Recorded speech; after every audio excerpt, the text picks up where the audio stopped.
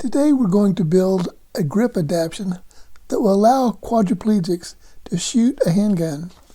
I'm a C7 quadriplegic, which means I fractured my spinal column at the 7th cervical level. I have full arm function, but limited finger movement and fairly weak wrists.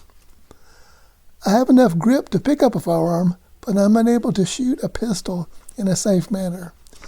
In addition, my trigger finger is not strong enough to pull the trigger, so I use the backside of my thumb for that purpose.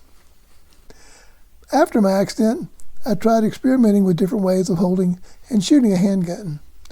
At first, I began using Velcro straps mounted on a glove, similar to the one shown here. They were safe, but it was time-consuming to get the glove on my hand, and it took place in my hand with the Velcro straps. This Velcro configuration was only good for target shooting. After college, I worked as a recreational therapist in a rehabilitation hospital and worked with occupational therapists who introduced me to thermoplastics. Thermoplastics melt in boiling water and can be immediately removed and worked with using your bare hands. The water will burn, but the plastic will not. It remains a functional temperature. Thermoplastic beads can now be purchased on Amazon.com.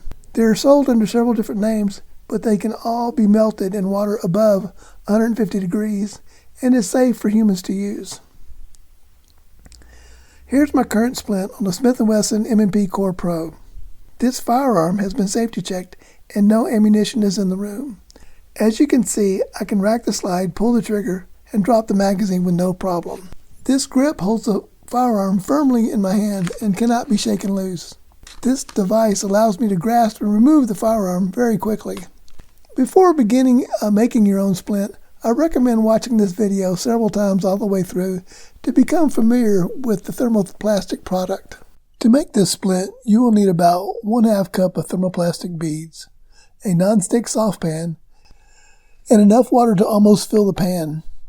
I'm doing this in my kitchen just to demonstrate how safe the thermoplastic beads are to work with. I also recommend you put a light coat of lotion on your hands and a thin coat of gun oil on the grip to allow the plastic to release once you're done. Be sure to wipe off any excess oil or lotion because this may cause a problem with the integrity of the plastic when it melts. First, bring the water to a boil and pour the beads in. After about 30 seconds, the beads will become clear. Once they are clear, they're ready to use.